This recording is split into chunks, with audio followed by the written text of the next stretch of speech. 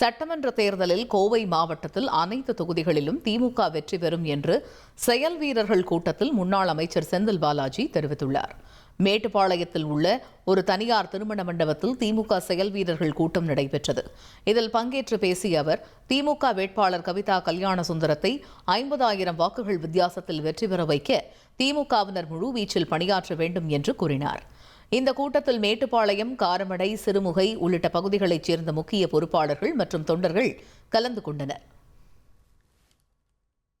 நான் கொஞ்சம் வெளிப்படையா சொல்லணும் அப்படின்னா, நிச்சயமா உறுதியா நம்ம ஜெயிக்கிறோம்.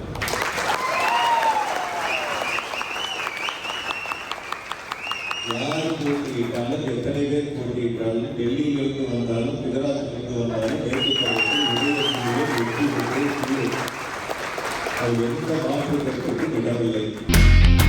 இனி செல்லும் இடமெல்லாம் செய்தி. தந்தி டிவியின் வாட்ஸ்அப் சேனலை ஃபாலோ பண்ணினா செல்லருக்கும் இடமெல்லாம் செய்தி. இதோ QR கோட் இப்பவே ஸ்கேன் பண்ணுங்க, ஃபாலோ பண்ணுங்க.